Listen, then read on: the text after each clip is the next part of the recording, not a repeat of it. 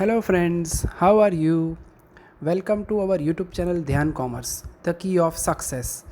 Please like, subscribe, share and press bell icon for notifications. Thank you. જય માતાજી all dear student welcome to online lecture of Dhyan કોમર્સના online લેક્ચરમાં તમારું સ્વાગત છે. બીકોમ સેમિસ્ટર 6 એટલે ટીવાય બીકોમના છેલ્લા સેમિસ્ટરમાં આજે આપણે એક નવા વિષયની શરૂઆત કરવા જઈ રહ્યા છે જેનું નામ છે ઓડિટિંગ 2. ઉચ્ચતર હિસાબી પદ્ધતિ અને ઓડિટિંગ 2 આખું નામ છે એનું, પણ આપણે એને ઓડિટિંગના નામથી ઓળખીશું. અને ઓડિટિંગ 2 એટલા માટે છે બાળકો કારણ કે ઓડિટિંગ 1 તમે સેમિસ્ટર 4માં ભણી ચૂક્યા છો. આ ઓડિટિંગનો બીજો પાર્ટ છે જે સેમિસ્ટર 6માં આવે છે અને ખૂબ જ પ્રેક્ટિકલ એવું ચેપ્ટર હોવાથી એટલે દાખલા નથી આવતા, માત્ર એક જ ચેપ્ટરમાં દાખલા આવે છે, બાકીની બધું થિયરી કન્ટેન્ટ છે. તો આજથી આપણે એની શરૂઆત કરીશું અને એમાં પણ યુનિટ નંબર 1 થી આજે આપણે શરૂ કરવા જઈ રહ્યા છે જેનું નામ છે કંપની ઓડિટ. 4 અલગ અલગ યુનિટોમાં વિભાજિત છે આપણું, જેમ યુનિવર્સિટીનું કોઈ પણ પેપર હોય છે એ રીતે. એમાં યુનિટ નંબર 1માં માત્ર આ એક જ ચેપ્ટર છે કંપની ઓડિટ, પણ ખતરનાક ચેપ્ટર કહી શકો કારણ ખાસી બધી એવી માહિતી આપેલી છે જે ચાર્ટર્ડ એકાઉન્ટન્ટને એટલે કે સીએ ને ખબર હોવી જોઈએ જ્યારે એ કંપનીનું ઓડિટ કરવા માટે જાય. એટલા માટે આને થોડું પ્રેક્ટિકલ કહી શકો છો તમે કે જે ચાર્ટર્ડ એકાઉન્ટન્ટને કરવાના કામો છે એ જ આપણે આ ચેપ્ટરમાં ભણવાના છીએ. તો ચલો શરૂઆત કરીએ આજથી ઓડિટિંગ 2 ની, જેમાં યુનિટ નંબર 1 નું પહેલું ચેપ્ટર નામ છે કંપની ઓડિટ. ચલો તો કંપની ઓડિટમાં સૌથી પહેલો પ્રશ્ન, જો યુનિવર્સિટીનો મોસ્ટ રિપીટેડ પ્રશ્ન કહી શકો છો, એવા પહેલા 100% પરીક્ષામાં આવે એવો પ્રશ્નથી શરૂઆત કરી રહ્યો છું. નામ છે કંપનીનું ઓડિટ શરૂ કરતા પહેલા ધ્યાનમાં રાખવાના મુદ્દાઓ. એટલે કે જો તમે ચાર્ટર્ડ એકાઉન્ટન્ટ તરીકે, સીએ તરીકે જ્યારે કોઈ કંપનીનું ઓડિટ કરવા માટે જાઓ છો તો તમારે કયા મુદ્દાઓને ધ્યાનથી સમજવાના છે, એવા અલગ અલગ મુદ્દાઓ 16-17 મુદ્દાઓ છે બાળકો. તો પછી આપણે વન બાય વન એક પછી એક મુદ્દાઓને સમજીશું. સૌથી પહેલો મુદ્દો, નિમણૂકની યોગ્યતા અંગેની ખાતરી.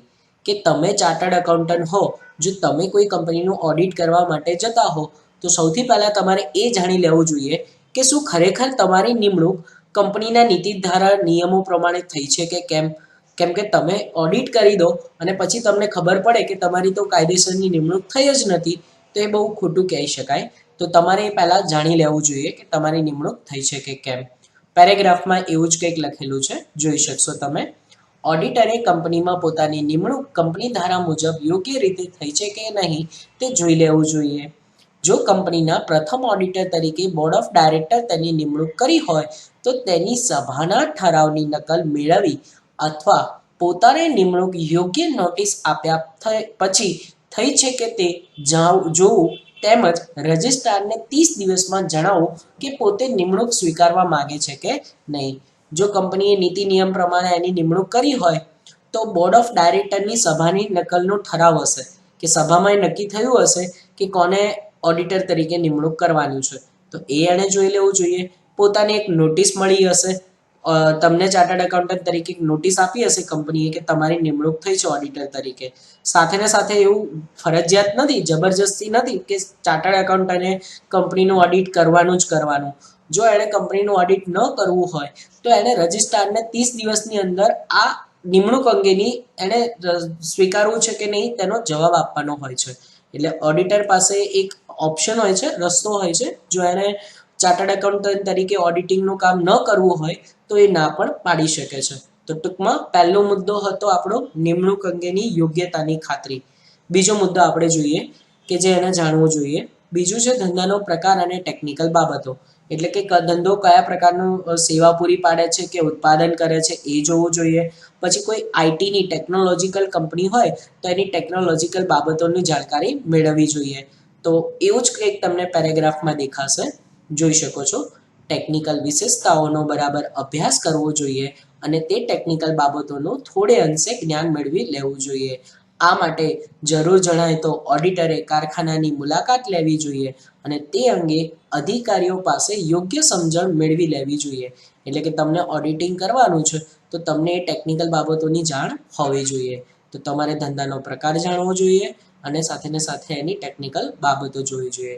ધંધામાં ઘણા બધા પ્રકારના ધંધા હોય છે. એકાંકી વેપારી હોય છે, ભાગીદારી પેઢી હોય છે, પછી કંપનીઓમાં સૌથી મોટો પ્રકાર છે. સાથે સેવા પૂરી પાડતો ધંધો હોઈ શકે, ઉત્પાદન કરતો ધંધો હોઈ શકે. તો તમારે ધંધાનો પ્રકાર જાણવો જોઈએ. તો આ બે બાબતો પછી ત્રીજી એક વિશિષ્ટ બાબત ઉપર ધ્યાન આપીએ, હિસાબી પદ્ધતિ. હિસાબી પદ્ધતિઓ પણ ઘણા બધા અલગ અલગ રીતે વાપરે છે. જેમ કે એકાંકી વેપારી પેઢી હોય એ એક નોંધીનામા પદ્ધતિ વાપરે છે. તો હિસાબી પદ્ધતિ કયા પ્રકારની છે એ જાણવું જોઈએ. ચલો, પદ્ધતિઓના નામ પેરેગ્રાફમાં દેખાશે આપણને. ઓડિટરે ઓડિટનું કાર્ય શરૂ કરતા અગાઉ કંપનીએ કઈ હિસાબી પદ્ધતિ પ્રમાણે ચોપડા રાખે છે તે જાણી લેવું જોઈએ તથા તેની લાક્ષણિકતાઓ નોંધવી જોઈએ. હિસાબી પદ્ધતિ ભારતીય કંપની ધારા મુજબ યોગ્ય છે કે નહીં તે જોવું જોઈએ. કંપની હિસાબો કઈ રીતે રાખે છે તેની તેણે માહિતગાર થવું જોઈએ. આ બધી બાબતો એને જોવા. ઓડિટ શરૂ કરતા પહેલા બીજી કઈ બાબતોનું ધ્યાન રાખવાનું છે તો એમાં નંબર 4 આવે છે નાણાકીય વર્ષ. કેમ કે કંપનીનું નાણાકીય વર્ષ અલગ અલગ હોઈ શકે. જેમ કે કોઈ કેલેન્ડર વર્ષ હોય તો કોઈ પ્રથમ એપ્રિલથી માર્ચ વાળું વર્ષ પણ હોઈ શકે. તો કંપની કયું નાણાકીય વર્ષના આધારે હિસાબો લખે છે તે જાણવું જોઈએ. પેરેગ્રાફમાં આવું જ કંઈક લખેલું છે. કંપનીનું નાણાકીય વર્ષ એપ્રિલથી માર્ચ છે કે જાન્યુઆરીથી ડિસેમ્બર તે જાણવું જોઈએ. કારણ કે ઘણા ખરા કાર્યો તેણે નાણાકીય વર્ષના અંતે કરવાના હોય છે. દાખલા તરીકે રોકડની તપાસ, રોકાણોની તપાસ, આખર સ્ટોકની ગણતરી વગેરે. તો બધા વર્ષના અંતે થતા હોવાથી તેણે વર્ષનું ખાસ જોઈ લેવું જોઈએ. નંબર 5, આંતરિક અંકુશની પદ્ધતિ. ઘણા ખરા વિદ્યાર્થીઓને આંતરિક અંકુશની પદ્ધતિ વિશે જાણ જ નથી હોતી. આ શું હોય છે તો એક વ્યક્તિનું કામ જ્યારે બીજી વ્યક્તિ ચેક કરે એ પદ્ધતિને આંતરિક અંકુશની પદ્ધતિ કહેવાય છે. તો આમાં પેરેગ્રાફમાં ધ્યાન. તેણે હિસાબી ચોપડાઓ તપાસતા પહેલા ધંધામાં અપનાવવામાં આવેલી આંતરિક અંકુશની પદ્ધતિની માહિતી મેળવી લેવી જોઈએ તથા વિશેષતાઓ અને મર્યાદાઓ નોંધવી જોઈએ. આ અંગે કંપની પાસે આંતરિક અંકુશની લેખિત માહિતી લેવી જોઈએ. એટલે કે કંપનીઓ હિસાબી ચોપડા કઈ રીતે રાખે છે, એનું કામ કઈ રીતે કરે છે અકાઉન્ટનું, એ ખાસ જાણી લેવું જોઈએ. કેમ કે જો આંતરિક અંકુશની પદ્ધતિ સારી નહીં હોય તો ઓડિટરનું કામ વધી જશે અને જો આંતરિક અંકુશની પદ્ધતિ સારી હશે તો ઓડિટરના કામમાં ઘણો ઘટાડો થશે. જેમ કે સૌથી સારી આંતરિક અંકુશની પદ્ધતિ બેંકવાળાની હોય છે. બેંક પોતાના હિસાબો ચોક્કસપણે દર્શાવે છે અને રોજનું કામ એ લોકો ચેક કરે છે. તો સારામાં સારી આંતરિક અંકુશની પદ્ધતિ બેંકની કહી શકાય. તો જ્યારે ઓડિટરને બેંકનું ઓડિટ કરવાનું આવે છે તો એનું કામ ખૂબ જ સરળ થઈ જાય છે કારણ એમની આંતરિક અંકુશની પદ્ધતિ સારી હોય છે. તો ઓડિટરે જે જગ્યાએ ઓડિટ કરવા જવાનું છે ત્યાંની આંતરિક અંકુશની પદ્ધતિ જાણવું જોઈએ. એના પછીનો એક ઓર મુદ્દો આપણે જોઈશું જે છે સંચાલન મંડળ. ભાઈ સંચાલક કોણ કરે છે, ધંધાના સંચાલકો કોણ છે, એના વિશે ખાસ ઓડિટરને માહિતગાર થવું જોઈએ. કારણ કે જો ભવિષ્યમાં કોઈ બાબતો એ અંગેનો નિર્ણય લેવાનો હોય તો તે અંગે નિર્ણય લેતા પહેલા તેના સંચાલકોની જાણકારી હોય તો સારું બાબત કહી શકાય. પેરેગ્રાફમાં કંઈક આવું જ લખેલું છે. ઓડિટર કંપનીના સંચાલક મંડળની જાણકારી મેળવી લેવી જોઈએ. સંચાલન મંડળના દરેક સંચાલકનું નામ, સરનામું, ધંધાનો કે વ્યવસાય, નિમણૂકની તારીખ, નિમણૂકનો સમય, પૂરું થયાની તારીખ વગેરેથી માહિતગાર હોવું જોઈએ. જ્યારે ભવિષ્યમાં કોઈ પણ વિવાદ થાય કે કોઈ પણ મુશ્કેલી આવી પડે તો ઓડિટરને એટલીસ્ટ સંચાલકોના નામ સાથે એને ખ્યાલ હોય તો એ કહી શકે કે આ કંપનીનો સંચાલકો આ છે અને એમણે આ ભૂલ કરેલી છે. તો ઓડિટરે પોતાના માટે સંચાલક મંડળની જાણકારી એકત્રિત કરવી ખૂબ જ જરૂરી હોય છે. ચલો, હજુ તો ઘણી બધી માહિતી કંપનીની વિશે ઓડિટરને જાણવાની હોય છે. ઓડિટિંગ કાર્ય શરૂ કરતા પહેલા એમાંથી હવે પછીની જાણકારી આપણે જોઈશું. તો એ નંબર 7 છે સંચાલન વિશેની જાણકારી. જેમ સંચાલન મંડળ વિશે ખબર હોય એમ કંપનીનો મેનેજિંગ ડાયરેક્ટર સંચાલન કોણ કરે છે ઉચ્ચતર લેવલે એ બી ખાસ ઓડિટરે જોવું જોઈએ. જે પેરેગ્રાફમાં આપણને અહીંયા દર્શાવ્યું છે. કંપનીનું સંચાલન કોણ કરે છે તેની માહિતી ઓડિટરે મેળવી જોઈએ. કંપનીનું સંચાલન મેનેજિંગ ડાયરેક્ટર કે મેનેજરના હાથમાં હોય છે. કંપની ધારાની કલમ 197 મુજબ આ બેમાંથી એકને જ કંપનીનું સંચાલન સોંપી શકાય છે. તે જોગવાઈનું પાલન થયું છે કે તેની ખાતરી કરવી જોઈએ. એને ઓડિટરે ખાસ જોવું જોઈએ કે સંચાલન જેને કરવાનું છે એ લોકો જ સંચાલન કરે છે કે કેમ. મેનેજિંગ ડાયરેક્ટર જેને સંચાલનનો ખરેખર હક હોય છે એને જ સંચાલન કરે છે કે કેમ એ ખાતરી કરવાની જવાબદારી ઓડિટરની હોય છે. તો ઓડિટરે સંચાલન વિશે માહિતી લેવી જોઈએ. નંબર 8 એ કંપનીના અગત્યના દસ્તાવેજ વિશે જાણકારી આપે છે જેનું નામ છે મેમોરેન્ડમ ઓફ એસોસિએશન. આજે જ આપણે આ જ લેક્ચરમાં એની ઊંડાણપૂર્વક શોર્ટ નોટ જોવાની છે. તો મેમોરેન્ડમ ઓફ એસોસિએશન શું છે એ પેરેગ્રાફમાં તમે જોઈ શકો છો. મેમોરેન્ડમ ઓફ એસોસિએશન કંપનીનો પાયાનો દસ્તાવેજ છે. ખાસ કરી તેને ધ્યેયની કલમનો અભ્યાસ જરૂરી છે કારણ કે કંપનીને કઈ પ્રવૃત્તિ કરી શકે છે એ આ કલમના આધારે નક્કી થાય છે. જો કોઈ વ્યવહાર એવો હોય કે કંપનીના ધ્યેય મુજબ ન થયો હોય તો તેની સત્તા બહારનો ગણવામાં આવે છે અને ઓડિટરે પોતાનો અહેવાલમાં તેનો ઉલ્લેખ કરેલો કરવો જોઈએ. એટલે ઓડિટરને ક્યારે ખબર પડશે કે કંપની એની સત્તા બહારનું કામ કરે છે? જે એનો મેમોરેન્ડમ એ ચેક કરશે ત્યારે એમાં કંપનીની પાસે એને ધ્યેય મુજબ જે કામ કરવાની સત્તા છે શું કંપની એ મુજબ જ કામ કરે છે કે નહીં એ ખબર પડી શકે. તો મેમોરેન્ડમ એ ખૂબ જ પાયાનો અને અગત્યનો દસ્તાવેજ કહી શકીએ. એવો જ એક એનો જુડવાભાઈ છે જે છે આર્ટિકલ ઓફ એસોસિએશન. મેમોરેન્ડમ અને આર્ટિકલ બંને દસ્તાવેજ છે. જો મેમોરેન્ડમ એના કંપનીના અલગ અલગ કલમો દર્શાવતું હોય તો આર્ટિકલ કંપનીના નીતિ નિયમો અંગે જાણકારી આપે છે. જો પહેલી જ લાઈનમાં લખેલું છે આર્ટિકલ કંપનીના આંતરિક સંચાલનને લગતા નિયમો હોય છે. આર્ટિકલ સામાન્ય રીતે શેરમૂડી અથવા તો શેરને લગતી બાબતો અથવા કંપનીની ઓફિસની વ્યવસ્થાને લગતા નિયમો, સંચાલન મંડળના હકો, ફરજો અને જવાબદારીઓને દર્શાવે છે.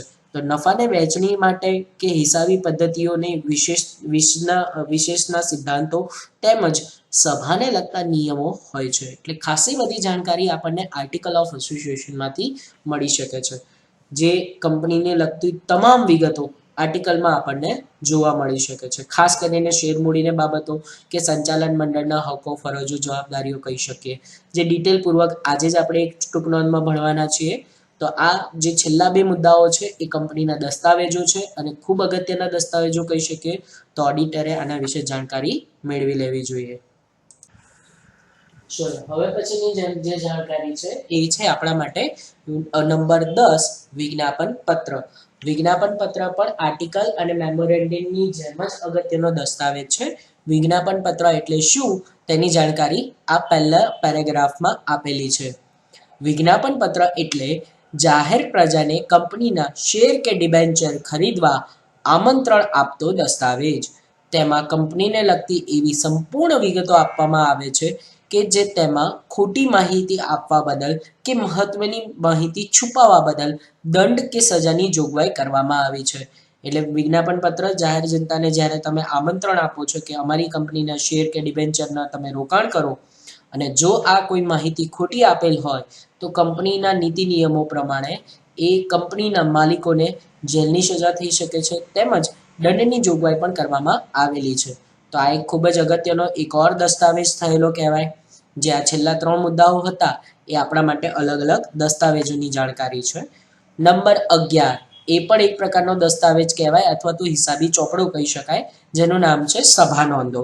હવે આ સભા નોંધો શું છે તો એને પણ જાણી લઈએ આપણે. સભા નોંધ એટલે સભામાં થયેલા કામકાજ અને નિર્ણયો અંગેનો લેખિત દાખલો કે દસ્તાવેજ, પુરાવો. ભાઈ સભામાં થયેલા કામકાજ અને નિર્ણયો અંગેનો પુરાવો છે. સભા નોંધ 2 પ્રકારની હોય છે. અ શેર હોલ્ડરની સભાની સભા નોંધ અને બ ડાયરેક્ટરની સભાની સભા નોંધ. એટલે કંપનીમાં જે 2 પ્રકારની સભા થાય છે એ 2 પ્રકારની સભાની સભા નોંધો લખાય છે જેને આપણે સભા નોંધ તરીકે ઓળખીએ છીએ. એટલે શેર હોલ્ડરોની પણ એક સભા થતી હોય છે અને બીજી ડાયરેક્ટરોની સભા થતી હોય છે. આને પણ આજના જ લેક્ચરમાં આપણે જોવાના છીએ. ચલો બાકીના મુદ્દાઓને આપણે માત્ર મુદ્દાઓ તરીકે લઈ લઈએ છીએ. હું એને સરળતાથી સમજાવું છું. એનો ઊંડાણપૂર્વક અભ્યાસ કરવાની જરૂર નથી કારણ આ મુદ્દો વધુમાં વધુ 7 માર્ક્સ માટે પૂછાય, મોટામાં મોટું 14 માર્ક્સ માટે પણ આવી શકે છે. તો મુદ્દા નંબર 12 છે ચોપડાઓની યાદી. ચોપડાઓની યાદી એટલે તમે ચાર્ટર્ડ એકાઉન્ટન્ટ હો તો તમે સામેવાળી કંપનીને કહી શકો છો કે તમારે કયા કયા હિસાબોની જરૂર છે તો તમે એના ચોપડાઓની યાદી તૈયાર કરાવડાવી શકો છો. ધારો કે સ્ટોકનો હિસાબી ચોપડો તમે તૈયાર કરવાનું કહી શકો છો, બેંક સિલક મેળ તૈયાર કરવાનું કહી શકો છો, દેવાદારની યાદી તૈયાર કરવાનું કહી શકો છો. તો તમે ચાર્ટર્ડ એકાઉન્ટન્ટ તરીકે અમુક ચોપડાની યાદી તૈયાર કરાવડાવી શકો છો કંપનીમાં ઓડિટ શરૂ કરતા પહેલા. નંબર 13 મહત્વના કરારો. As a chartered accountant CA તરીકે જ્યારે તમે કોઈ કંપનીનું ઓડિટ કરવા માટે જાઓ તો તમારે એને અગત્યના કરારો ખાસ ચેક કરવા જોઈએ. જેમ કે કંપનીએ વેચાણ કે ખરીદીને લગતા કોઈ જોડે કરાર કરેલા હોય તો એ કરારના ખાસ ચેક કરી લેવાના, કારણ કે કંપની પોતાની જ કોઈ સંબંધિત કંપની સાથે મોટાભાગનો વ્યવહાર કરતું હોય તો એ શેર હોલ્ડરોની દ્રષ્ટિકોણથી ખોટું કહી શકાય. તો કંપનીએ આવા મહત્વના કરારો ખાસ ચેક કરી લેવા જોઈએ. નંબર 14 જેમાં બતાવવામાં આવ્યું છે કે નોંધણીનું પ્રમાણપત્ર. યસ, કંપની જ્યારે નોંધાય છે ત્યારે એની પાસે નોંધણીનું પ્રમાણપત્ર હોય છે. તો કંપની પાસે નોંધણીનું પ્રમાણપત્ર છે કે કેમ તેની ખાતરી કરવી જોઈએ, કારણ કંપની જ્યારે ચોપડે નોંધાય છે રજિસ્ટ્રાર પાસે ત્યારે એની પાસે નોંધણીનું પ્રમાણપત્ર આપવામાં આવે છે. તો આની જાણકારી ઓડિટર પાસે હોવી જોઈએ. નંબર 15 ધંધાનો શરૂ કરવાનું પ્રમાણપત્ર. એકવાર નોંધણીનું પ્રમાણપત્ર મળી જાય પછી તમે શેર બહાર પાડી શકો છો. એટલે એ પહેલા ડાયરેક્ટરો જે લેખિત નિવેદન આપે છે જેને ધંધો શરૂ કર્યાનું પ્રમાણપત્ર કહેવાય. એટલે કે એક વખત તમે નોંધાઈ દો કંપની, પછી જ્યારે તમારે શેર બહાર પાડવા હોય તો ડાયરેક્ટર એક પ્રકારનું પ્રમાણપત્ર આપે છે જેને ધંધો શરૂ કર્યાનું પ્રમાણપત્ર કહેવાય. તો ઓડિટર તરીકે તમારે એની પણ ખાતરી મેળવી લેવી જોઈએ. પોઈન્ટ નંબર 16 પાછલા વર્ષના વાર્ષિક હિસાબો અને ઓડિટિંગનો અહેવાલ.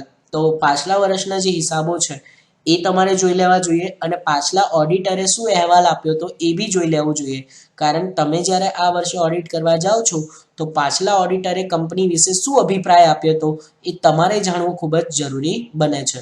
તો પાછલા ઓડિટરનો અહેવાલ, અને અહેવાલ પણ પાછા બે પ્રકારના હોય છે, ચોખ્ખો અહેવાલ, ખામીવાળો અહેવાલ. તો પાછલા ઓડિટરે કેવા પ્રકારનો અહેવાલ આપ્યો તો એ ખાસ જોઈ લેવું જોઈએ. બરાબર. અને મુદ્દા નંબર છેલ્લો 17 હિસાબનીશને સૂચનાઓ. તમે એક ઓડિટર તરીકે જતા હો તો તમે હિસાબનીશ ત્યાંનો જે અકાઉન્ટન્ટ હોય કંપનીનો એને તમે ઘણી બધા સૂચનો આપી શકો છો કે તમને અમે ઓડિટિંગ શરૂ કરીએ એ પહેલાં અમને આટલી વિગતો તમે આપી દેજો. તો હિસાબનીશને તમે કોઈ પણ પ્રકારની સૂચનાઓ આપી શકો છો, કારણ કે તમે એક કંપનીના ઓડિટર તરીકે તમારી નિમણૂક થઈ છે. તો આ જે પ્રશ્ન હતો એનું નામ છે કંપનીનું ઓડિટ શરૂ કરતા પહેલા ધ્યાનમાં રાખવાની બાબતો. 17 બાબતો હતી જે ઓડિટિંગ શરૂ કરતા પહેલા ધ્યાનમાં રાખી શકાય. ચલો હવે આપણે નેક્સ્ટ પ્રશ્ન તરફ જઈશું. ચલો તો આજના દિવસનો બીજો એક પ્રશ્ન લેવા જઈ રહ્યા છીએ. હવે ખૂબ જ ટૂંકા અને નાના પ્રશ્નો છે, જેમાંથી પ્રશ્ન નંબર 2 છે સભાનોંધ કે વૃત્ત લેખન જેને કહી શકાય. આગળ આપણે માત્ર મુદ્દામાં જોયું હતું, હવે એનો વિસ્તારપૂર્વક અભ્યાસ અહીં કરીશું. પહેલો પેરેગ્રાફ, સભામાં થયેલા કામકાજના પુરાવા તરીકે સભાનોંધ કે વૃત્ત લેખન મહત્વનું છે. સભાનોંધ એટલે સભામાં થયેલા કામકાજ અને નિર્ણયો અંગેનો લેખિત પુરાવો, જે આગળ આપણે જોઈ ચૂક્યા છીએ. તો હવે મેઇન બાબતો શું હોય છે સભાનોંધમાં? પહેલો મુદ્દો, સભાનોંધ ખાસ રાખવામાં આવેલા પત્રકમાં રખાશે. એટલે એના માટે છૂટા પેપરમાં નહીં પણ એના માટે પત્રક તૈયાર કરાશે ને એમાં જ લખાશે. બીજું, સભાનોંધ પર જે તે સભાના પ્રમુખ સભા પત્યા પછી 30 દિવસની મુદતમાં સહી કરશે. એટલે એના પ્રમુખ એમાં સહી કરશે. નંબર 3, સભાનોંધ તે જ માટે ખાસ રાખવામાં આવેલા ચોપડામાં જ લખાશે. કીધું એ પ્રમાણે અલગથી પત્રક બનાવશે ને એમાં જ લખાશે. છેલ્લું, સભાનોંધ માટે રાખવામાં આવેલા ખાસ ચોપડાના દરેક પાને પ્રમુખની સહી હોવી જરૂરી છે. જો પ્રમુખ 30 દિવસની અંદર સહી કરશે, સાથે ને સાથે જો એક કરતાં વધારે પત્તામાં સભાનોંધ લખાઈ હોય તો દરેક પત્તા ઉપર પ્રમુખ એટલે કે ડાયરેક્ટરની સિગ્નેચર સહી થયેલી હશે. તો આ સભાનોંધ વિશે અગત્યની બાબતો હતી. હવે આપણે જોઈએ કે સભાનોંધના જે 2 પ્રકાર છે એમાંનો પહેલો પ્રકાર ડાયરેક્ટરની સભાનોંધ. હવે ડાયરેક્ટરની સભાની જે સભાનોંધ હશે, સ્વાભાવિકપણે એમાં ડાયરેક્ટરને જે કામ કરવાના છે એને લગતી બાબતો દર્શાવેલી હશે. તો ચલો ડાયરેક્ટરની સભાની બાબતો જોઈએ. સૌથી પહેલું, ડાયરેક્ટરની સભામાં કઈ બાબતોની નોંધ થઈ હશે? તો પહેલું, શેરની વહેંચણી અંગે, શેરના હપ્તા, શેર જપ્ત કરવા, જપ્ત થયેલા શેર ફરી બહાર પાડવા, તેમજ વચગાળાનું ડિવિડન્ડ જાહેર કરવું. આ બધી બાબતો એ ડાયરેક્ટરોએ નક્કી કરી હશે તો એની સભાનોંધમાં છે. બીજી કઈ બાબતો જે ડાયરેક્ટરની સભાનોંધમાં દર્શાવેલી હોય? તો નંબર 2 જે દેખાઈ રહ્યું છે આપણને, મેનેજર કે મેનેજિંગ ડાયરેક્ટર કે અન્ય મહત્વના અધિકારીઓની નિમણૂક કરવી અને તેમનું વેતન ઠરાવવું. તો મહત્વના જે અધિકારીઓ છે જેમ કે મેનેજિંગ ડાયરેક્ટર, એમની નિમણૂક કઈ રીતે કરવાની અને એમને વેતન કેટલું આપવાનું એ ડાયરેક્ટરની સભાનોંધમાં નક્કી થશે. નંબર 3, મહત્વના કરારો. કંપનીના કઈ કંપની જોડે અગત્યના કરારો કરવાના છે એ અંગે પણ એમણે નિર્ણયો આ જ સભામાં એ લોકો લેશે. ડાયરેક્ટરની સભામાં બીજું શું થશે તો કંપનીના વાર્ષિક હિસાબોને મંજૂર કરવાના, કે વાર્ષિક હિસાબો લખાઈ જાય સમયસર અને એને શેર હોલ્ડરોની સમક્ષ રજૂ પણ થઈ જાય, એ જવાબદારી ડાયરેક્ટરોની હોય છે. તો એ ડાયરેક્ટરોની સભા નોંધમાં એની નોંધ થશે. નંબર 5, કંપનીની સામાન્ય મોહરનો ઉપયોગ કરવા અંગે મંજૂરી આપવી. ભાઈ કંપનીની જે સામાન્ય મોહર હોય એનો ઉપયોગ કોણ કરી શકે તેની સત્તા આપવાની જવાબદારી પણ કંપનીના અહીંયા સંચાલકોની હોય છે. નંબર 6 જે છે બેંકમાં ખાતું ખોલાવવું. ભાઈ કંપનીના જે પૈસાનો વ્યવહાર છે આર્થિક બાબતોને લગતો, તો બેંકમાં ખાતું ખોલાવવું, બેંકનો વહીવટ કોણ કરશે તે અંગે પણ નક્કી ડાયરેક્ટરોની સભામાં થાય છે. તો આ બધા ઉચ્ચ કક્ષાના નિર્ણયો છે જે ડાયરેક્ટરોની સભામાં જ જેની નોંધ થતી હોય. હજુ એક છેલ્લું જોઈ લઈએ આપણે એમાં. નંબર 7 રોકાણ કરવા અંગેના ઠરાવો. કંપની પાસે જે પૈસાની આવક થાય છે એનું રોકાણ કઈ જગ્યાએ કરવું, કઈ કઈ જગ્યાએ રોકાણ ફાયદામંદ છે, એ બધી બાબતોની ચર્ચા ડાયરેક્ટરની સભામાં થતી હશે અને એ અંગે ડાયરેક્ટરોની સભા નોંધમાં નોંધ પણ હશે. તો આ બધી જે બાબતો આપણે અત્યારે ચર્ચા કરી એ બાબતો ડાયરેક્ટરની સભા નોંધમાં દર્શાવેલી હોય છે. હવે આપણે એક બીજી સભા નોંધ જોઈએ જે છે સભ્યોની સભા નોંધ. સભ્યો એટલે કોણ તો કે ઇક્વિટી શેર હોલ્ડરો. તો શેર હોલ્ડરોની મિટિંગમાં કઈ કઈ બાબતો નક્કી થશે તો એવી બાબતો જે શેર હોલ્ડરો માટે જરૂરી છે. જેમ કે પહેલું, વાર્ષિક સામાન્ય સભામાં સામાન્ય રીતે જે કામો કરવામાં આવે છે તે અંગે, એટલે કે સામાન્ય સભામાં કોઈ પણ નિમણૂક અંગે કરવાની હોય, ડાયરેક્ટરની નિમણૂક કરવાની કે ઓડિટરની નિમણૂક, તો એ અંગે સભામાં નિર્ણયો થશે. પછી બીજું, મેમોરેન્ડમ ઓફ એસોસિએશન કે આર્ટિકલ ઓફ એસોસિએશનમાં ફેરફાર કરવા માટે ખાસ ઠરાવ કરવો. જો કંપનીએ પોતાના દસ્તાવેજ એટલે કે મેમોરેન્ડમમાં કે આર્ટિકલમાં કોઈ પણ ફેરફાર કરવો હોય તો એ અંગે કઈ સભામાં નક્કી થશે? સભ્યોની સભામાં. ચલો નંબર 3 એમાં જોઈએ, ઓડિટરની નિમણૂક અંગે અને તેના મહેનતાણા માટે. ઓડિટર કોણ આવશે? ચાર્ટર્ડ એકાઉન્ટન્ટ, અને એને કેટલું મહેનતાણું મળશે એ પણ સભ્યોની સભામાં નક્કી થશે. નંબર 4 વટાવથી શેર બહાર પાડવા. જ્યારે કંપનીને શેર વટાવથી બહાર પાડવા હોય તો એ સભ્યોની સભામાં એની ચર્ચા થશે, ના કે ડાયરેક્ટરની સભામાં. નંબર 5 શેર મૂડીમાં કોઈ પણ ફેરફાર કરવો. જ્યારે કંપની પોતાની શેર મૂડીમાં કોઈ ફેરફાર કરવા ઈચ્છતી હોય તો એ અંગે કેટલો ફેરફાર કરવો છે એ બી સભ્યોની સભામાં નક્કી થઈ શકે છે. નંબર 6 શેર મૂડીમાં ઘટાડો કરવો. કંપનીનું શેર મૂડી જ્યારે પાછી પરત કરે છે, શેર મૂડીમાં ઘટાડો કરે છે, તો એ અંગે પણ ઠરાવ કઈ સભામાં પસાર થશે? સભ્યોની સભામાં. ટૂંકમાં સભ્યોની સભામાં મોટા ભાગના શેરને લગતા વ્યવહારોની બધી ચર્ચાઓ થાય છે. છેલ્લું 7મું, મૂડીમાંથી વ્યાજ આપવું. જ્યારે કંપની પાસે જે મૂડી આપેલી હોય માલિકોએ, એ મૂડી પર કેટલું વ્યાજ ચૂકવવું તે અંગે પણ સભ્યોની સભામાં નક્કી થઈ રહ્યું હોય છે. તો આ આપણને જે બાબતો જાણવા મળી કે સભા નોંધ પરથી કે જે નક્કી થાય છે એ અલગ અલગ સભામાં અલગ અલગ નિર્ણયો લેવાય છે. તો કઈ સભામાં કઈ બાબતો છે એ અંગે અહીંયા આપણને જાણકારી મળી. ચલો તો આજના લેક્ચરમાં હજુ આપણે અલગ અલગ ટૂંકનોંધો વિશે જાણકારી મેળવીએ, જેમાંની ટૂંકનોંધ નંબર 3 એટલે પ્રશ્ન નંબર 3 છે મેમોરેન્ડમ ઓફ એસોસિએશન, અથવા જેને આવેદનપત્ર પણ કહી શકીએ છીએ ગુજરાતીમાં. તો આ શું હોય છે? એક પ્રકારનો દસ્તાવેજ છે, તો આપણને જાણકારી છે જ, પણ એના વિશે થોડું ઊંડાણપૂર્વક અભ્યાસ કરીએ. પેરેગ્રાફમાં આપણને દેખાશે, મેમોરેન્ડમ ઓફ એસોસિએશન કંપનીનો પાયાનો દસ્તાવેજ છે, કારણ કે તેમાં બાહ્ય જનતાને સ્પર્શે તેવી મહત્વની બધી માહિતી આપવામાં આવે છે. મેમોરેન્ડમ ઓફ એસોસિએશન એ એક કંપનીનું બંધારણ છે. જેમ આપણે ભારતીય બંધારણ હોય એમ કંપનીનું બંધારણ જો કોઈ કહેવું હોય તો એ આવેદનપત્ર છે, જેમાં શું આપેલું હોય છે? નંબર 1 કંપનીનું નામ, નંબર 2 રજિસ્ટર ઓફિસનું સરનામું, નંબર 3 ધ્યેય, નંબર 4 શેર મૂડી, નંબર 5 સભ્યોની જવાબદારી, નંબર 6 સ્થાપનાની કલમ. આ જે અલગ અલગ મુદ્દાઓ હતા એની કલમ આપેલી હોય છે મેમોરેન્ડમ ઓફ એસોસિએશનમાં. તો એ આપણને અલગ અલગ કલમો પ્રમાણે કંપનીની જાણકારી આપે છે. જ્યારે કંપની વિશે સંપૂર્ણ માહિતી મેળવવી હોય ત્યારે આપણે મેમોરેન્ડમનો અભ્યાસ ખાસ કરવો જોઈએ. જેમ કે ઓડિટરે પણ એ જ કામ કરશે. બીજા પેરેગ્રાફમાં એવું કંઈક લખેલું છે, ઓડિટરે મેમોરેન્ડમ ઓફ એસોસિએશનનો બરાબર અભ્યાસ કરવો જોઈએ. ખાસ કરીને ધ્યેયની કલમનો અભ્યાસ જરૂરી છે, કારણ કે કંપની કઈ પ્રવૃત્તિ કરી રહી છે એ આ કલમને આધારે નક્કી થાય છે. જો કોઈ વ્યવહાર એવો હોય કે જે કંપનીના ધ્યેય મુજબ ન હોય તો તે અંગેની સત્તા બહારનો ગણવામાં આવે અને ઓડિટર પોતાના અહેવાલમાં તે અંગેનો ઉલ્લેખ કરવો જોઈએ. એટલે કંપનીને પોતાના ધ્યેયની બહાર કંઈ પણ પ્રવૃત્તિ કરશે તો તેને સત્તા બહારની પ્રવૃત્તિ ગણાશે અને ઓડિટર પોતાના અહેવાલમાં એની જાણકારી આપશે. તો એને ખબર ક્યાંથી પડી કે આ કંપની સત્તા બહારનું કામ કરે છે? ધ્યેયની કલમથી. પછી સભ્યોની જવાબદારી હોય મર્યાદિત અમર્યાદિત એ પણ એનાથી નક્કી થાય. તો મેમોરેન્ડમ વિશે ખૂબ જ ટૂંકમાં જાણકારી. જ્યારે આ ટૂંકનોંધ સ્વરૂપે પૂછાય છે તો એ 7 માર્ક્સમાં 2 ટૂંકનોંધ પૂછશે, કોઈ એક ટૂંકનોંધ 7 માર્ક્સમાં નથી પૂછતા. તો એનો ફાયદો ખાસ મળે છે. મુદ્દા નંબર 4 આપણે એક ઓર ટૂંકનોંધ જોઈએ જેનું નામ છે આર્ટિકલ ઓફ એસોસિએશન, જેને નિવેદન પત્રના નામે પણ ઓળખવામાં આવે છે. તો આવેદન પત્ર પછી આવે છે નિવેદન પત્ર. આર્ટિકલ કંપનીના આંતરિક સંચાલનને લગતા નિયમો હોય છે. મેમોરેન્ડમ એ સૂચવે છે કે કંપનીને કયા કામથી સ્થપાય છે, જ્યારે આર્ટિકલ એ બાબત જણાવે છે કે તે કામ કંપની કેવી રીતે પાર પાડશે. એટલે કંપનીનો જો મેમોરેન્ડમ નીતિ નિયમો દર્શાવતું હોય, એટલે કયા કામ કરવાના છે એ દર્શાવતું હોય, તો એ જ કામો કંપની કઈ રીતે કરશે એ આર્ટિકલમાં દર્શાવેલું હોય છે.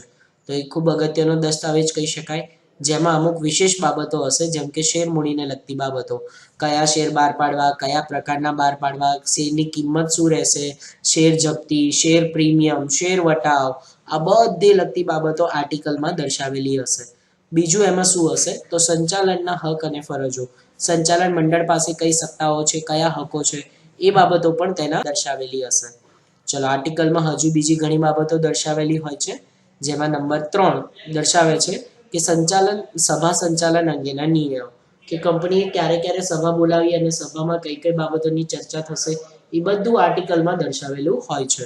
નંબર 4 અન્ય બાબતો, જેવી કે બોર્ડ ઓફ ડાયરેક્ટર્સને નાણાં ઉછીના લેવાની સત્તા. બોર્ડ ઓફ ડાયરેક્ટર નાણાં ઉછીના લઈ શકે, કેટલા પ્રમાણમાં લઈ શકે તે માહિતી. ડિવિડન્ડ જાહેર કરવા અંગેની જાણકારી, વચગાળાનું ડિવિડન્ડ આપવું હોય કે વાર્ષિક ડિવિડન્ડ કંપનીને આપવાનું છે તો તે અંગે એ લોકો આર્ટિકલમાં એમાં બધી જોગવાઈઓ કરેલી છે.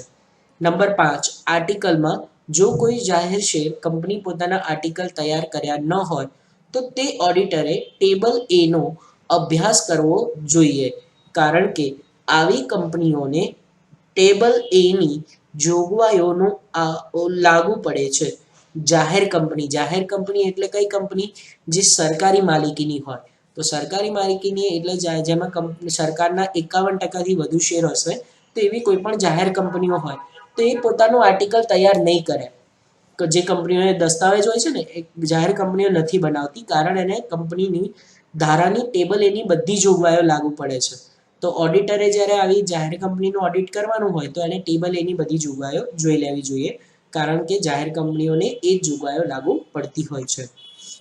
ચલો, તો હવે આજના દિવસનો એક ઓર લાસ્ટ ટોપિક જોઈએ, જેમાં પ્રશ્ન નંબર 5 તરીકે આપણે ઓળખીશું વિજ્ઞાપન પત્ર.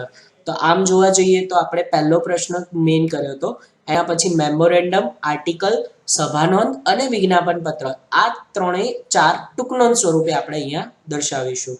તો સૌથી છેલ્લે આપણે જોવા જઈ રહ્યા છે વિજ્ઞાપન પત્ર. તો વિજ્ઞાપન પત્ર શું છે?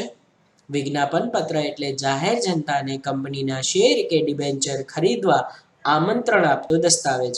એટલે કંપનીના શેર ખરીદવા માટે જ્યારે જાહેર જનતાને આમંત્રણ અપાય છે તો એને આપણે શું કહીશું? વિજ્ઞાપન પત્ર. તેમાં કંપનીને લગતી એવી સંપૂર્ણ વિગતો આપવામાં આવે છે જે વાંચીને કંપનીના શેર કે ડિબેન્ચર ખરીદવા યોગ્ય છે કે નહીં તે અંગેનો નિર્ણય જાહેર પ્રજા કોઈ પણ સભ્ય કરી શકે છે. એટલે કંપનીના શેર ખરીદવા કે નહીં એને નિર્ણય ક્યારે લેશે લોકો? જ્યારે કંપનીનું વિજ્ઞાપન પત્ર વાંચશે ત્યારે. તેમાં કોઈ ખોટી માહિતી આપવા બદલ કે મહત્વની માહિતી છુપાવવા બદલ દંડ કે સજાની જોગવાઈ પણ કંપની ધારામાં કરવામાં આવી છે. કોઈ માહિતી ન આપેલી હોય અથવા તો ખોટી માહિતી આપી તો આ બંને કારણોસર કંપની ધારામાં એમાં દંડની કરવામાં આવેલી છે. તો આ જે સભાનોંધ છે એના લગતું હજુ ઊંડાણપૂર્વક અભ્યાસ આપણે નેક્સ્ટ કરીશું. એમાં નંબર 1 જે આપણને બતાવે છે બહાર પાડેલી શેર મૂડી, જુદા જુદા પ્રકારના શેર અથવા દરેક પ્રકારના શેર હોલ્ડરોના હકો. કંપની કયા પ્રકારના શેર બહાર પાડવા માંગે છે, કેટલી શેર મૂડી બહાર પાડી છે, ધારો કે 1 લાખ શેર મૂડી બહાર પાડી છે, એ શેર હોલ્ડરોના હકો શું રહેશે એ અંગે જાણકારી વિજ્ઞાપન પત્રમાં હોવી જોઈએ. બીજું કઈ બાબત વિજ્ઞાપન પત્રમાં હોવી જોઈએ? જેમાં છે નંબર 2 રિડીમેબલ પ્રેફરન્સ શેર બહાર પાડવામાં આવ્યા હોય તો આર્ટિકલમાં તે અંગે સત્તા છે કે નહીં. જો તમે રિડીમેબલને શું કહેવાય કે અમુક સમય પછી એના જેના નાણાં પરત કરવાના છે એવા શેર. જો કંપનીએ આવા શેર બહાર પાડ્યા હોય તો તેની પાસે એ સત્તા છે કે નહીં એ આર્ટિકલમાં જોવું જોઈએ. નંબર 3, શેર પર અરજી સાથે મંજૂરી વખતે અને હપ્તા અંગે કેટલા નાણાં ભરવાના છે તે. એટલે શેરની અરજી વખતે કેટલા નાણાં ભરવાના છે, મંજૂરી વખતે અને આખરી હપ્તા વખતે કેટલા નાણાં ભરવાના છે એ બધી જાણકારી વિજ્ઞાપન પત્રમાં આપી દેવી જોઈએ. નંબર 4, લઘુત્તમ ભરણાની રકમ કંપની ધારામાં જણાવ્યા મુજબ પૂરતી છે કે નહીં. લઘુત્તમ ભરણો એટલે કંપની જ્યારે શેર બહાર પાડે છે તો એના 90% રકમ કંપનીને મળવી જોઈએ. તો શું આ લઘુત્તમ ભરણો 90%ની રકમ કંપનીને મળી છે કે નહીં તે અંગે ખાસ જોઈ લેવું જોઈએ અને વિજ્ઞાપન પત્રમાં એ બાબતની જાણકારી હોવી જોઈએ. નંબર 5, મિલકતની ખરીદી અંગેના કરારો કર્યા હોય તો તે અંગેની વિગતો. જ્યારે કંપની મિલકતો ખરીદે છે તો એ અંગેના જે અગત્યના કરારો હોય તેણે પોતાના વિજ્ઞાપન પત્રમાં એ વિશે જાણકારી આપેલી હોવી જોઈએ. તો વિજ્ઞાપન પત્રમાં કઈ બાબતોની જાણકારી હોવી જોઈએ? મિલકતો અંગેની. નંબર 6, જે પ્રાથમિક ખર્ચ છે તેમજ બાહ્યધરી કમિશન અને દલાલીને લગતી વિગતો. કંપની પ્રાથમિક ખર્ચ કેટલો કરવાની છે, કંપની બાહ્યધરી દલાલોને આવકારશે કે કેમ તે અંગેની જાણકારી પણ તેણે વિજ્ઞાપન પત્રમાં આપેલી હોવી જોઈએ. નંબર 7, જે પણ અગત્યની છે, કોઈ મહત્વપૂર્ણ કરારો કર્યા હોય તો તે અંગેની વિગતો. કંપનીમાં જે રોકાણ કરવાના છે એ રોકાણકારોને કંપની વિશે સંપૂર્ણ માહિતી મળી રહે એ અંગે એમનો હેતુ મુખ્ય હોય છે. તો એમણે બીજું શું દર્શાવેલું હોવું જોઈએ? કોઈ મહત્વના કરાર કર્યા હોય કંપનીએ તો એ અંગેની જાણકારી પણ એમણે વિજ્ઞાપન પત્રમાં આપેલી હોવી જોઈએ. ઓકે. નંબર 8, જે દર્શાવે છે કંપનીના સ્થાપકોને ચૂકવવાની રકમ. કંપનીના સ્થાપકો કંપનીની કેટલી રકમ એમને મળવાની છે એ અંગે જાણકારી પણ વિજ્ઞાપન પત્રમાં આપેલી હોવી જોઈએ. કારણ જેટલી રકમ સ્થાપકોને મળવાની હોય એનાથી વધુ રકમ મેળવવા માટે તે હકદાર નથી. તો એને એટલી જ રકમ મળે છે કે કેમ તે જોવા માટે વિજ્ઞાપન પત્રમાં એ અંગે જોગવાઈ હોવી. ઓકે. હવે આપણે આ ચેપ્ટર જે છે કંપનીનું ઓડિટિંગ એ ઓલમોસ્ટ બધા જે આજના લેક્ચર માટે અગત્યના પ્રશ્નો હતા એ અહીં મેં આવરી લીધા હતા. ટોટલ આજે આપણે 5 પ્રશ્નો કર્યા. એટલા તમારે આ લેક્ચર પૂરતા ઇનફ હતા. બાકીના જે કંપનીને ઓડિટ લગતા જે પણ જોગવાઈઓ છે, જે પણ ઓડિટરની ફરજો છે એ આપણે નેક્સ્ટ લેક્ચરમાં જોવાના છીએ. પણ આજના દિવસ માટે અમુક ઇમ્પોર્ટન્ટ MCQ લઈ લઈએ જે યુનિવર્સિટીમાં આ ચેપ્ટર માટે અગત્યના કહી શકો અને જે રિપીટેડલી પૂછાયેલા છે. ચલો તો પહેલું MCQ જોઈએ.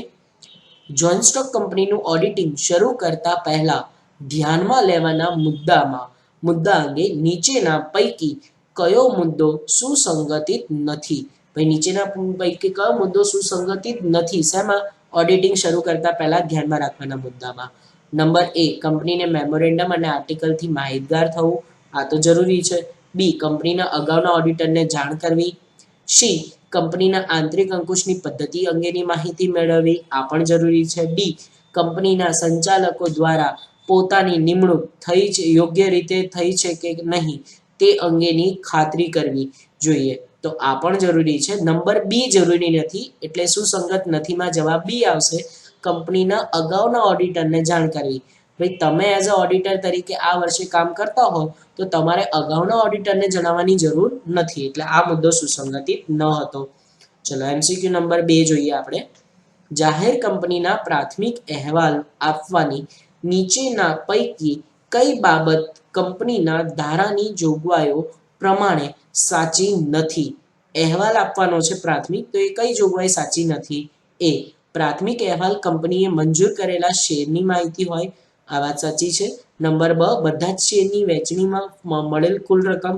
આ પણ સાચી બાબત છે. નંબર 3, પ્રાથમિક સભાના 30 દિવસ પહેલા સભ્યોને પ્રાથમિક અહેવાલ મોકલી આપવો જોઈએ. હવે પ્રાથમિક અહેવાલ સભ્યોને 30 દિવસ પહેલા શું કરવા મોકલવાનો? જ્યારે સભ્યોની સભા થાય ત્યારે એ આપવાનો હોય છે. એટલે આ ત્રીજી જોગવાઈ નથી. ચોથો ઓપ્શન, ફક્ત જાહેર કંપનીને જ પ્રાથમિક અહેવાલ મોકલવાનો હોય છે. એવું નથી હોતું. ખાનગી અને જાહેર બંને કંપનીને પ્રાથમિક અહેવાલ મોકલવાનો હોય છે. તો નંબર C એ સાચી વિગત નથી. ચલો ઇમ્પોર્ટન્ટ MCQ નો સફર આગળ વધારીએ. એમાં નંબર 3 ને હવે જોઈએ. નંબર 3, નાણાકીય વર્ષ પૂરું થયા પછી કેટલા સમયમાં કંપનીના વાર્ષિક હિસાબો વાર્ષિક સામાન્ય સભામાં રજૂ કરવા પડે છે. એટલે કે નાણાકીય વર્ષ પૂરું થઈ જાય કેટલા સમયમાં વાર્ષિક હિસાબ બનાવવાનું? 3 માસમાં, બી 6 માસમાં, સી ત્યાર પછીના નાણાકીય વર્ષના અંત પહેલા, ગમે ત્યારે, અથવા ડી ઉપરનામાંથી એક પણ નહીં. જવાબ આવશે બી 6 માસમાં. એટલે તમારું નાણાકીય વર્ષ જ્યારે પૂરું થઈ જાય માર્ચમાં, તો 6 મહિનાની અંદર તમારે વાર્ષિક સભા બોલાવીને તમારે તમારા વાર્ષિક હિસાબો રજૂ કરી દેવાના હોય છે. નંબર 4, કંપનીના મેમોરેન્ડમ ઓફ એસોસિએશનમાં નીચેના પૈકી કઈ કલમનો સમાવેશ થતો નથી? મેમોરેન્ડમ જે આજે જોયું એમાં કઈ કલમ નથી આવતી? કંપનીના નામની કલમ આવે છે. બી કંપનીના રજિસ્ટર ઓફિસનું સરનામું આવે છે. નંબર સી સભ્યોની જવાબદારી એ પણ આવે છે. અથવા તો નંબર ડી સભ્યોના હકો, જવાબદારીઓ અને તેમના ડિવિડન્ડ અંગેની અધિકારો. તો કંપનીની આ જે ડી છે એ એમાં નથી આવતું. કંપનીના શેર હોલ્ડરોના હકો, જવાબદારી અને તેના ડિવિડન્ડ અંગે બાકીની ત્રણેય કલમો આવે છે. તો ઓપ્શન ડી એ સાચો જવાબ છે, જે મેમોરેન્ડમમાં નથી આવતું. નંબર 5, કંપની ધારાની જોગવાઈઓ અનુસાર નફો નુકસાન ખાતાની તારીખ અને તે અંગે રજૂ કરવામાં આવ્યું હોય તે વાર્ષિક સામાન્ય સભાની તારીખ વચ્ચે કેટલો સમયગાળો ખાલી જગ્યાથી વધવો જોઈએ નહીં? જ્યારે કંપનીના વાર્ષિક હિસાબો દર્શાવવાનો હોય, સામાન્ય સભા બોલાવવાની હોય, તો એ વચ્ચેનો સમયગાળો કેટલો હોવો જોઈએ? ઓપ્શન એ 6 માસ, ઓપ્શન બી 3 માસ, ઓપ્શન સી 9 માસ, ઓપ્શન ડી 4 માસ. તો એ સમયગાળો હોવો. ઓકે, ચલો એમસીક્યુ નો સફર આગળ વધારીએ. નેક્સ્ટ એમસીક્યુ નંબર 6 તરફ ધ્યાન આપીશું. કંપની ધારાની કલમ 208 મુજબ મૂડીમાંથી વ્યાજમાં વધુમાં વધુ કેટલી ટકાવારી આપી શકાય છે? ઓપ્શન એ 4%, બી 5%, સી 10% કે ડી 12%. તો જવાબ આવશે 4%. આ યુનિટ નંબર 3 માં પણ પૂછાઈ શકે છે.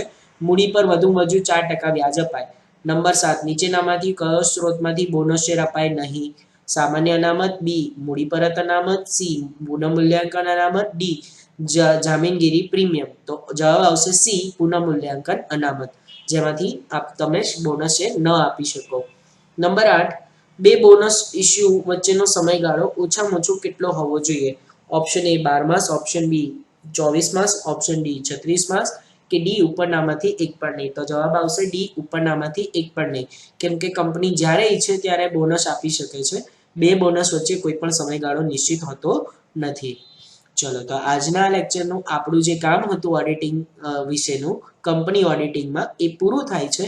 નેક્સ્ટ લેક્ચરમાં આ જ ચેપ્ટરનું એક ઓર લેક્ચર પ્રમાણે આગળ વધીશું. આજના લેક્ચરનું કામ અહીં રાખીએ છીએ. ઓલ ધ બેસ્ટ અને જય માતાજી.